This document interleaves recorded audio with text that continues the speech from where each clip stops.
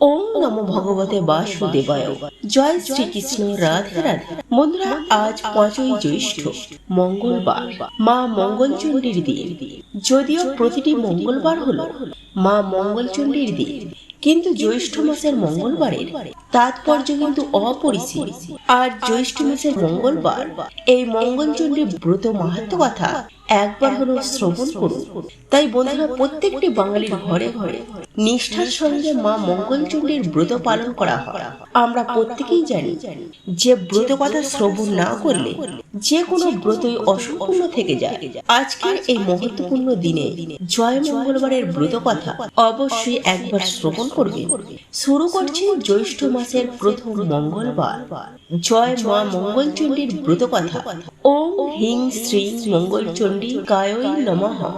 সর্বমঙ্গলা মঙ্গলে শিবে সর্বার্থে শরণ্যে ত্র্যম্বকে গৌরী নারায়ণী নমস্তুতে। মা মঙ্গলচণ্ডী, যার নাম মধুর ও মনোহর, যার হস্তে বড় ও অভয় মুদ্রা, যিনি ত্রিভুজা ও গৌরবর্ণা, যিনি রক্ত পদ্মাসনা উপবিষ্টা ও মুকুট দ্বারা উজ্জ্বল রূপে ভূষিতা, যিনি রক্তবর্ণ কুশের বস্ত্র পরিধান করিয়াছে, যিনি সহস্র বদনা, সুন্দর নয়না ও নব যৌবনা, যিনি সুন্দরাঙ্গী ও মধুর লাবণ্য যুক্তা, তিনি হলেন দেবী মঙ্গলচণ্ডী।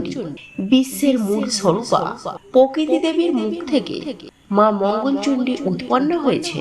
তিনি সৃষ্টিকার্যের মঙ্গল রূপা এবং সংহার কার্যের কপিনী। এই জন্য পণ্ডিতগণ তাকে মঙ্গলচণ্ডী বলিয়া অভিহিত করা হইয়া থাকে। দক্ষ অর্থে চণ্ডী এবং কল্যাণ অর্থে মঙ্গল। মঙ্গলকর বস্তুর মধ্যে দক্ষ বলে তিনি মঙ্গলচণ্ডীর নামে প্রসিদ্ধা। কৈলাস পর্বতে শিবের বাড়ি। আকাশ থেকে যেন কোটি কোটি চাঁদের আলো সেখানে ঝরে পড়ছে। গন্ধর্ব, কিন্নর, যক্ষ ও বিদ্যাধরদের গানে কৈলাসের শিবলোক যেন পরিপূর্ণ হয়ে আছে। এমনই একটা দিনে মা ভগবতী পদ্মার সঙ্গে বসে গল্প করছিলেন। এমন সময় হঠাৎ তার মনে এলো যে মর্তে তার পুজোর প্রচলন হওয়া দরকার এবং তার জন্য যথাযথ ব্যবস্থা করতে হবে। এই কথা শুনে পদ্মার খুবই ভাবনা হলো। সে ভাবতে লাগলো কেমন করে মর্তে মার পূজার ব্যবস্থা হতে পারে। পদ্মার এই ভাব দেখে মা বললেন যে এর জন্য কাউকে ভাবতে হবে না, তিনি নিজেই তার পুজোর ব্যবস্থা করবেন। আর করলেনও তাই। মায়া করে ধর্মমাতা জড়াতির বেশ, হাতে লাঠি কাঁধে ঝুলি উড়ে পড়ে কেশ, এমনই এক বুড়ি ব্রাহ্মণীর বেশ ধরে চললেন মা মর্তলোকে। এই বেশে মা উজানি নগরে এক সওদাগরের বাড়িতে এসে উপস্থিত হলেন। এই বেনে সওদাগরের 7টি মেয়ে, কিন্তু ছেলে একটিও নেই। মা তখন এক বুড়ি ব্রাহ্মণীর বেশ ধরে লাঠি ঠুকতে ঠুকতে গিয়ে ঢুকলেন সেই বেনের বাড়ি। তখন একেবারে ভর দুপুর বেলা, বাইরে প্রচন্ড রোদ, তাই ঘরের বাইরে কেউ বেরোচ্ছে না। এমন সময় তিনি এসে ভিক্ষা চাইলেন। বেনে বউ তখনই চাল ও টাকা থালায় নিয়ে ভিক্ষা দিতে গেলেন। ব্রাহ্মণী তাকে জিজ্ঞাসা করলেন, হ্যাঁ মা, তোমার ছেলে মেয়ে কয়টি? বেনে বউ বলল, মা, আমার 7টি মেয়ে হয়েছে, কিন্তু ছেলে একটিও হয়নি। বেনে বউয়ের কথা শুনে মা তার থেকে ভিক্ষা নিতে রাজি হলেন না। তিনি বললেন, ছেলে আর পুরোর মুখ দেখতে নেই। এই কথা বলে ব্রাহ্মণী তার বাড়ি থেকে বেরিয়ে গেলেন এবং কাছেই একটা অশ্বত্থ গাছের তলায় গিয়ে বসলেন। এইদিকে দুপুর বেলায় এক বুড়ি ভিক্ষা নিতে এসে ছেলে আটকুড়োর মুখ দেখতে নেই বলে চলে গেল। এতে বেনে বউয়ের মনে খুব দুঃখ হলো। সেই ভিক্ষের থালা ছুঁড়ে ফেলে দিয়ে বসে বসে কাঁদতে লাগলো। বেনে বউয়ের কান্না শুনে তার 7টি মেয়ে ছুটে এলো। বাড়ির ভেতর থেকে চাকর বাকররাও ছুটে এলো, আর ছুটে এলেন স্বয়ং সওদাগর। সকলেই বেনে বউয়ের কাঁদার কারণ জিজ্ঞাসা করলেন, কিন্তু বেনে বউ কোনো কথা বলল না। শেষ পর্যন্ত সওদাগর অনেক অনুনয় বিনিময় করার পর সে বলল সেই ব্রাহ্মণী ভিখারিনীর কথা। বেনে বউ আরো বলল যে ভিখারিনী বলে গেছে যে মেয়ে আটকুড়োর মুখ দেখতে আছে, কিন্তু ছেলে আটকুড়োর মুখ দেখতে নেই। সেই জন্য বেনে বউ জেদ ধরেছে যে ছেলে না হলে সে আর জীবন রাখবে না। বেনে সওদাগর তখন লোকজন নিয়ে বেরোলো সেই বুড়ির খোঁজে। কিছু দূর গিয়েই সেই সওদাগর একটি অশ্বত্থ গাছতলায় একটি বুড়িকে বসে থাকতে দেখলো। সওদাগর বুড়ির পা দুখানি চেপে ধরে বলল, মা, আমার বউ ছেলে আটকুড়ো বলে তার হাতে ভিক্ষা নাও, এতে তার খুবই দুঃখ হয়েছে। এখন মা, তুমি একটা দয়া করে ওষুধ দাও, যাতে সে ছেলের মুখ দেখতে পারে। বুড়ি সব কথা শুনে চুপ করে বসে রইল। শেষে অনেক সাধ্য সাধনার পর সে বলল, তুই যখন নেহাতি ছাড়বি না, তখন তোকে একটা ফুল দিচ্ছি, এটা নিয়ে যা। ফুলটা খুব সাবধানে রাখবি। বেনে বউ যখন অসুচি হওয়ার পর 4 দিন পর স্নান করে উঠবে, তখন তাকে এই ফুল ধোয়া জল খেতে বলবে, তাহলেই তার চাঁদের মতো ছেলে হবে। বুড়ির কাছ থেকে ফুল পেয়ে সওদাগর ছুটল বাড়ির কাছে এবং তার বউয়ের হাতে ফুলটি দিয়ে তাকে সব কথা খুলে বলল। কিছুদিন কেটে যাওয়ার পর বেনে বউ অসুচি হওয়ার 4 দিন পর স্নান করে উঠে সেই ফুল ধোয়া জল পান করলো। মা ভগবতীর দয়ায় অল্প দিনের মধ্যে বেনে বউয়ের পেটে সন্তান এলো। সকলে খুবই আনন্দিত হলো। বুড়ো বয়সে বউ গর্ভবতী হয়েছে, এবার তার আটকুড়ো নাম খুঁজবে। ক্রমে 9 মাস অতিবাহিত হওয়ার পর খুব ঘটা করে বেনে বউয়ের শ্রাদ্ধ দেয়া হলো। এইভাবে 10 মাস 10 দিন কেটে যাওয়ার পর বেনে বউয়ের প্রসব বেদনা উঠল। সে প্রসব বেদনায় খুবই কষ্ট পেল। প্রসব তার কিছুতেই হয় না। সকলে খুব ভাবনায় পড়েছে। এমন সময় একজন বৃদ্ধা এসে বউয়ের ওই অবস্থা দেখে বলল, বৌমা, তুমি এত কষ্ট পাচ্ছ, তুমি একবার মা দুর্গাকে স্মরণ করো, তিনি সব দুর্গতি দূর করে দেবে। এই কথা শুনে বেনে বউ কেঁদে কেঁদে মা ভবানীকে ডাকতে লাগলো। এমন সময় কৈলাসে মা ভবানীর সিংহাসন টলে উঠল। মা তখন পদ্মাকে জিজ্ঞাসা করলেন, হ্যাঁ রে পদ্মা, হঠাৎ করে আমার সিংহাসনে এইভাবে টলে উঠল কেন? পদ্মা তখন বলল, মা, তুমি যে বেনে বউকে ওষুধ দিয়েছিলে ছেলে হওয়ার জন্য, আজ 9 দিন ধরে প্রসব বেদনায় সে ভয়ানক কষ্ট পাচ্ছে, তাই সে তোমাকে ডাকছে। পদ্মার কথা শোনার পরে মায়ের মনে খুবই কষ্ট হলো। তিনি আবার বুড়ির বেশ ধরে সেই বণিকের বাড়িতে গিয়ে উপস্থিত হলেন। বাড়িতে তখন অনেক লোকজনের যাতায়াত চলছে। মা তখন একটি মেয়েকে জিজ্ঞাসা করলেন, হ্যাঁ গা, কি হয়েছে তোমাদের? বাড়িতে এত লোকজন কেন? মেয়েটি তখন বুড়িকে সব কথা বলল। বুড়ি তখন বললে, আমি কি বউরানীকে একবার দেখতে পারি? মেয়েটি বলল, কেন পারবে না মা? এই বলে মেয়েটি বুড়িটিকে নিয়ে গেল সেই বউয়ের কাছে। বুড়ি তখন বললে, ঘর থেকে সবাই বেরিয়ে যাও, আমি একলাই বউরানীর কাছে থাকবো, তোমাদের কোনো ভয় নেই। বুড়ির কথা মতো সবাই ঘর থেকে বেরিয়ে যাওয়ার পর বুড়ির বেশে মা ভগবতী বউরানীর গায়ে তার পদ্মহস্ত বুলিয়ে দিলেন। সঙ্গে সঙ্গে বেনে বউ চাঁদের মতো একটি ছেলে প্রসন্ন করলো। মা ভবানী তখন ছেলেটিকে একটি আদর করে বললেন, এর নাম রেখো জয়দেব। এই বলে মা অদৃশ্য হয়ে গেলেন। এইভাবে বেশ কিছুদিন কেটে গেল। হঠাৎ আবার মা ভগবতীর সিংহাসন টলে উঠল। আবার বুড়ির বেশে মা গিয়ে হাজির হলেন ধনপতি সওদাগরের বাড়িতে। তেমনই দুপুর বেলায় সেখানে গিয়ে ভিক্ষা চাইলেন। ধনপতির বউ থালায় করে চাল আর টাকা নিয়ে এসে বুড়িকে ভিক্ষা দিতে গেল। বুড়ি তখন তাকে জিজ্ঞাসা করলো, হ্যাঁ মা, তোমার ছেলে মেয়ে কয়টি? বণিকের বউ তখন তাকে বলল, আমার 7টি ছেলে হয়েছে, কিন্তু মেয়ে একটিও হয়নি। এই কথা শোনার পর বুড়ি আর তার কাছ থেকে ভিক্ষা নিতে রাজি হলো না। শুধু বলে গেল, ছেলে আটকুড়োর মুখ দেখতে আছে, কিন্তু মেয়ে আটকুড়োর মুখ দেখতে নেই। এই কথা শোনার পর বেনে বউ ভিক্ষের থালা মাটিতে ছুঁড়ে ফেলে দিল এবং মাটিতে বসে কাঁদতে লাগলো। তার কান্না শুনে বাড়ি শুদ্ধ লোক এসে তার কান্নার কারণ জানতে চাইল, কিন্তু বেনে বউ কোনো উত্তর দিল না। অনেক সাধ্য সাধনার পর সে বলল, এক বুড়ি ভিখারিনী তার কাছ থেকে ভিক্ষা না নিয়ে চলে গেছে এবং যাওয়ার সময় বলে গেছে, ছেলে আটকুড়োর মুখ দেখতে আছে, তবু মেয়ে আটকুড়োর মুখ দেখতে নেই। এই কথা বলার পর বেনে বউ কাঁদতে কাঁদতে বলল যে মেয়ে না হলে তার প্রাণ বিসর্জন দেবে। তখন সওদাগর তখন বুড়ির খুঁজে বেরোলো। কিছু দূর গিয়েই সে দেখতে পেল বুড়ি একটি বট গাছের নিচে বসে আছে। সওদাগর তখন তার কাছে গিয়ে পা ধরে বলল, মা, আমার মেয়ে হয়নি বলে তুমি আমার বউয়ের হাতে ভিক্ষা নাওনি? সে কেঁদে কেঁদে সারা হচ্ছে। এখন কি করে আমার মেয়ে আটকুড়োর নাম খুঁজবে? দয়া করে তুমি তার ব্যবস্থা করে দাও। সওদাগরের কথা শুনে মায়ের মনে অনেক দয়া হলো। তখন তিনি ঝুলির ভেতর থেকে একটি ফুল বের করে সওদাগরের হাতে দিয়ে বললেন, এটা তুমি নিয়ে যা, খুব যত্ন করে এই ফুলটিকে রাখিস। তোর বইয়ের অসুচি হওয়ার 4 দিন পর এই ফুল ধুয়ে জল খেতে বলিস, তাহলে তার ফুলের মতো একটি মেয়ে হবে। এর কিছুদিন পর সওদাগরের বউ গর্ভবতী হলেন। 10 মাস 10 দিন কেটে যাওয়ার পর তার প্রসব বেদনা দেখা দিল, কিন্তু তার প্রসব কিছুতেই হচ্ছে না। বেনে বউ খুব কষ্ট পেতে লাগলো। তখন সে কেঁদে কেঁদে মাকে ডাকতে লাগলো। এবারেও মায়ের সিংহাসন টলে উঠল। পদ্মা তখন মাকে বেনে বউয়ের কথা মনে করিয়ে দিয়ে বলল যে 4-5 দিন ধরে সে খুব কষ্ট পাচ্ছে। এই কথা শুনে মা আর থাকতে পারলেন না।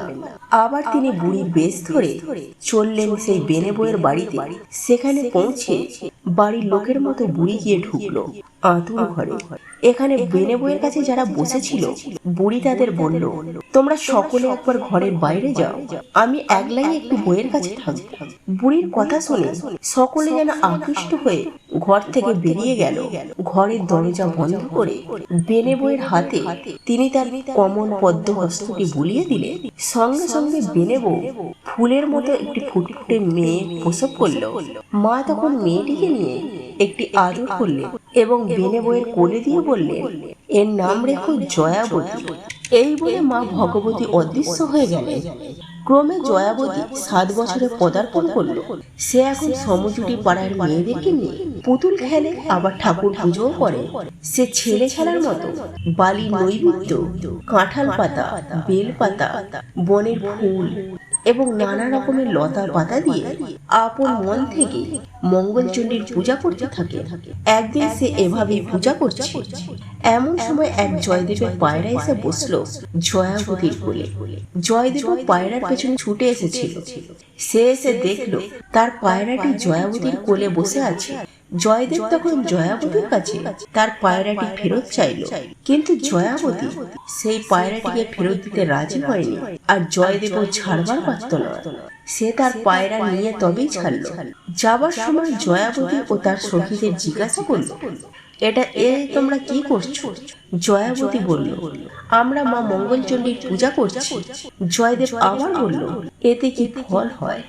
জয়াবতী বলল, হারালে পায়, মলে জিও, ফাঁড়ায় কাটে না, আগুনে জলে ফেলে দিলে মরণ ঘটে না, সতী মেরে ঘর পায়, রাজা মেরে রাজ্য পায়।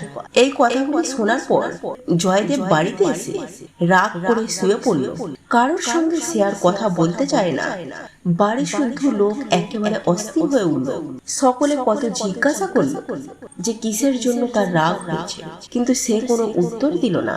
শেষে জয়দেবের মা এসে অনেক অনুনয় বিনয় করতে জয়দেব বলল যে সওদাগরের মেয়ে জয়াবতী তার বিয়ে দিলে তবেই সে না খাওয়া করবে। জয়দেবের এই কথা শুনে মা খুবই খুশি হলেন। তখনই তিনি কর্তার কাছে সব কথা খুলে বললেন। কিছুদিন পর বেনে সওদাগর জয়াবতীর বাবা ধনপতি সওদাগরের কাছে বিয়ের প্রস্তাব পাঠালেন। ধনপতি সওদাগরও বিয়ের এই প্রস্তাবে সহজেই রাজি হয়ে গেলেন। আর বিয়ে স্থির হলো জ্যৈষ্ঠ মাসের মঙ্গলবারে। জ্যৈষ্ঠ মাসের জয় মঙ্গলবারে ব্রতের দিন খুব ধুমধাম করে জয়াবতীর সঙ্গে জয়দেবের বিবাহ হয়ে গেল। বিয়ের দিন রাত্রিরে বাসর ঘরে জয়াবতী আঁচলে বাঁধা গম জব বের করে খেয়ে নিল। তাই দেখে জয়দেব বলল, ও কি, তুমি কোনো তুক করলে নাকি? জয়াবতী বলল, তুকতা কিছুই করিনি, আজকে জয় মঙ্গলবারের ব্রত করেছি, তার গদ খেলুম। বিয়ের পর দিন ধনপতি সওদাগর জয়াবতীকে সোনার গয়নায় একেবারে মুড়ে দিল আর অনেক ধন রত্ন দিয়ে বর কন্যাকে বিদায় করল। যাবার সময় জয়দেব তার বাবার সঙ্গে না গিয়ে একটা আলাদা ডিঙিতে করে বউকে নিয়ে চলল। ছেলের ইচ্ছে, তার বাবা কোনো বাধা দিলেন না। খানিক দূর যাবার পথে জয়দেব জয়াবতীকে বলল, দেখো এখানে চোরের খুব উপদ্রব, তুমি অনেক সোনার গয়না পরে আছো, চুরি যাওয়ার খুব ভয় আছে। তুমি সমস্ত গয়না খুলে তোমার কাপড়ে একটা পুটলি করে আমাকে দাও, আমি এটাকে কোলে নিয়ে বসে থাকি, আর তুমি আমার চাদরটা ঝুলিয়ে নাও। জয়দেবের কথা মতো জয়াবতী গয়নার একটা পুটুলি জয়দেবের হাতে দিয়ে দিল। আর জয়দেব তখনই সেই পুটুলিটা জলে ফেলে দিল। তারপর কৈলাসে মা ভবানীর আসন ডলে উঠল। মা পদ্মাকে জিজ্ঞাসা করলেন, আবার আমার আসন টললো কেন পদ্মা? পদ্মা বলল, তোমার জয়দেব জয়াবতীর সব গয়না জলে ফেলে দিয়েছে, এখন কি উপায় হবে? দেবী ভগবানী তখনই রাঘব বোয়ালকে ডেকে বললেন, আমার জয়াবতীর সমস্ত গহনা জয়দেব পুটুলি করে জলে ফেলে দিয়েছে, তুমি পুটুলিটা এখন গিলে ফেলে নিজের পেটের মধ্যে রাখো। খাল, বিল, নদী, পুকুরে যেখানে যত মাছ আছে তাদের ডেকে মা ভবানী বললেন, কাল থেকে 3 দিন তোমরা সকলে গভীর জলে লুকিয়ে থাকবে। এইদিকে বেনে সওদাগরের বউ মেয়েদের নিয়ে ডিঙা বরণ করতে এলো। সকলেই দেখলো বইয়ের গায়ে একটাও গহনা নেই। সকলেই বলতে লাগলো যে বইয়ের বাবা অত বড় মানুষ হয়েও মেয়েকে একটাও গয়না দেয়নি, কি আশ্চর্য। যাই হোক, বেনে বউ নিজের ঘরে নানা রকম গহনা পরিয়ে দিয়ে বউ বরণ করলো আর তাকে ঘরে নিয়ে গেল। পরের দিন বউ ভালো মাছ ধরে দেওয়ার জন্য জেলেদের ওপর হুকুম হলো, কিন্তু জেলেরা কোনো পুকুরেই কোনো মাছ পেল না। শেষে নদীতে জাল ফেলে জেলেরা সেই রাঘব বোয়াল মাছটিকে ধরে ফেলল, যে জয়াবতীর গহনার পুটুলিটা গিলে ফেলেছিল। জেলেরা মাছ নিয়ে সওদাগরের বাড়িতে এলো। এত বড় মাছ দেখে বাড়ির সবাই খুব খুশি। মাছ কাটবার আয়োজন হলো, কিন্তু বটি, কাঠারি, এমনকি কুড়ুল দিয়েও সেই মাছকে কেউ কাটতে পারল না। এই সব ব্যাপার দেখে জয়াবতী তার শাশুড়িকে বলল, মা আমি মাছটা কাটবো। শাশুড়ি বলল, এত মানুষ পারলো না আর তুমি পারবে? কি বলছো বৌমা? জয়াবতী কিন্তু সহজে ছাড়লো না। শাশুড়িকে অনেক বুঝিয়ে সুঝিয়ে নিজেই মাছ কাটতে বসল। মা মঙ্গলচণ্ডীকে স্মরণ করে সেই ছোট বটি একটা দুটো কোপ দিতেই মাছটা টুকরো টুকরো হয়ে গেল, আর তার পেটের ভেতর থেকে বেরিয়ে পড়ল সেই গহনার পুটুলিটা। জয়াবতী তখনই সেই ঘাটে গিয়ে পুটুলিটা ধুয়ে নিজের সব গয়নাগাটি পরে নিল। গহনা দেখে সবাই জয়াবতী ধনপতির পিতা সওদাগরে সবাই তারিফ করতে লাগলো। তখন বেনে সওদাগরের বইয়ের আনন্দ তখন আর ধরে না। এইদিকে জয়াবতীকে সব গহনা ফিরে পেতে দেখে জয়দেবের মনে পড়ে গেল জয়াবতীর বলা কথা, হারালে পায়। সত্যি তো, জয়াবতী সব হারিয়ে আবার ফিরে পেল। সেই দিন বউ ভাতে 17 জন বেনে এসেছে নিমন্ত্রণ রক্ষা করতে। জয়দেব গিয়ে চুপি চুপি তাদেরকে বলে দিল যে তারা যেন বলে মাছ যে কুটেছে সেই যদি রান্না করে তবেই তারা খাবে, তা না হলে তারা ফিরে যাবে। তখনই বেনে সওদাগরের কথাটা কানে উঠল। তিনি জয়াবতীর কাছে গিয়ে বললেন, মা জয়াবতী, তুমি না রান্না করলে কেউ খাবে না বলছে, এখন কি হবে মা? একটা উপায় যে তোমাকে করতেই হবে। এই কথা শুনে জয়াবতীর প্রাণ ভরে মা মঙ্গলচণ্ডীকে ডাকতে লাগলো। জয়াবতীর কাতর প্রার্থনা শুনে আবার কৈলাসে মা ভবানী আসন টলে উঠল। মা পদ্মাকে বললেন, কি হয়েছে পদ্মা, আবার আমার আসন টলল কেন? পদ্মা বলল, তোমার ব্রতবাসী জয়াদাসী বিপদে পড়ে তোমায় ডাকছে। আজ তার বউ ভাত, 17 জন বেনে এসেছে নিমন্ত্রণ খেতে। তারা বলছে জয়াবতী না রান্না করলে কেউ খাবে না। তখন মা ভবানী একটি সাদা মাছির রূপ ধরে উড়ে গিয়ে জয়াবতীর কাছে এসে উপস্থিত হলেন। পরে মা জয়াবতীর কানে কানে বললেন, ভয় কি? তুমি বলো 17টি হাঁড়ি চাই, 17টি সরা চাই, 17 গজা বেরি চাই। মায়ের কথা মতো জয়াবতী শ্বশুরকে সেই জিনিসগুলো আনিয়ে দিতে বললেন। জয়াবতীর শ্বশুর তখনই জিনিসগুলো আনিয়ে দিলেন। জিনিসগুলি রান্নাঘরে রেখে দেওয়ার পর জয়াবতী একখানি ছেলি পরে রান্নাঘরে ঢুকে দরজা বন্ধ করে দিল এবং তারপর মা চণ্ডীকে স্মরণ করতে লাগলো। মা তখনই এসে উপস্থিত হলেন। 17টা উনুন একসাথে জ্বলে উঠল। দেখতে দেখতে হাঁড়িগুলোতে রান্না চেপে গেল আর রান্না হয়েও গেল অল্প সময়ের মধ্যে। মা তখন জয়াবতীর কাপড়ে আর পিড়েতে একটু হলুদ মাখিয়ে দিয়ে বলল, এইবার বাইরে গিয়ে বলো সব রান্না হয়ে গেছে। রান্না সেরে রান্নাঘর থেকে জয়াবতীকে বেরিয়ে আসতে দেখলে এবং সব রান্না হয়ে গেছে শুনে বেনে সওদাগরের বউ একেবারে আশ্চর্য হয়ে গেল। এখন তার আনন্দের কোনো অন্ত নেই। এত শীঘ্রই সব রান্না হয়ে যেতে দেখে সকলেই জয়াবতীর খুব সুখ্যাতি করতে লাগলো। জয়দেব তখন আবার গিয়ে বেনেদের বললেন যে তারা যেন বলে যিনি রান্না করেছে তিনি পরিবেশন না করলে কিন্তু কেউ খাবে না। জয়াবতীর শাশুড়ি বেনেদের এই কথাগুলি জয়াবতীকে জানালো। নিরুপায় হয়ে জয়াবতী মা মঙ্গলচণ্ডীকে স্মরণ করতেই মা এসে তাকে দেখা দিলেন এবং তাকে বললেন, তুমি তোমার শাশুড়িকে বলো 1700 জন বেনে একসাথে খেতে বসলে তুমি তাদের পরিবেশন করতে পারবে। তারপর তারা খেতে বসলে তার একখানা পাতে সব জিনিস দিয়ে দেবে, তাহলেই দেখবে সব পাতে এই জিনিসগুলো পড়ে গেছে।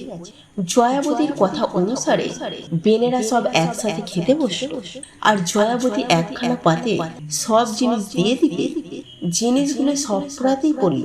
সঙ্গে সঙ্গে বেনেরা সবাই খুব তৃপ্তি হয়ে খেয়ে জয়াবতীকে প্রাণ খুলে আশীর্বাদ করে বিদায় নিল। জয়াবতীর বিয়ের 5-6 বছর কেটে যেতে জয়াবতী গর্ভবতী হয়ে উঠল। বেনেরা খুব ঘটা করে সাজ দিল, গরিব দুঃখীকে অনেক দান করা হলো এবং 10 মাস 10 দিন পর ঘর আলো করে জয়াবতীর ঘরে পুত্র সন্তান এলো। 5টি দিন তেলেকে তেল হলুদ মাখিয়ে পিঁড়িতে শুইয়ে দিয়ে জয়াবতী গেল পুকুরে স্নান করতে। এই ফাঁকে জয়দেব চুপি চুপি এসে ছেলেটাকে টুকরো টুকরো করে কেটে একটা হাঁড়িতে ভরে তার মুখে সরা চাপিয়ে জলে ভাসিয়ে দিল। এই সব ঘটনা মা ভবানী পদ্মার মুখে শুনলেন। মা তখনই সংকোচিত হয়ে এসে হাঁড়িটি তুলে নিয়ে গেলেন। তারপর কাটা টুকরোগুলো একটা পদ্ম পাতায় রেখে অমৃতকুণ্ডের জল তার উপর ছিটিয়ে দিলে ছেলেটি অমনি বেঁচে উঠল। জয়াবতী স্নান করে ওঠার সঙ্গে সঙ্গে ছেলেটিকে তার কোলে দিয়ে মা সমস্ত তার ঘটনার কথা তাকে খুলে বললেন এবং তার সাথে মা তাকে সাবধান করে দিলেন যে সে যেন জয়দেবের কাছ থেকে ছেলেটিকে খুব সাবধানে রাখে। জয়াবতী তার ছেলেকে কোলে নিয়ে হাসতে হাসতে বাড়ি ফিরল।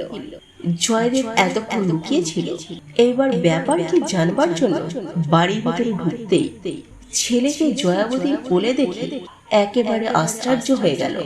ছেলেকে কোলে নিয়ে জয়াবতী খুব আনন্দের সাথে ষষ্ঠী পুজো সম্পূর্ণ করলো। এইভাবে 6 মাস অতিবাহিত হলো। এইবারে ছেলের মুখে ভাতের সময় এসে গেল। ছেলের ভাত উপলক্ষে 1700 বেরিয়ে এলো নেমন্তন্ন রক্ষা করতে। এছাড়াও আরো অনেকে এলেন দূর দূরান্ত থেকে। বাড়িতে তখন আনন্দের ঢেউ বয়ে যেতে লাগলো। ক্রমে এসে গেল মুখে ভাতের দিন। জয়াবতী সকালবেলা নাইয়ে ধুইয়ে নানা রকম গহনা পুড়িয়ে গেল স্নান করতে। এইদিকে জয়দেব সুযোগ খুঁজে বেড়াচ্ছিল।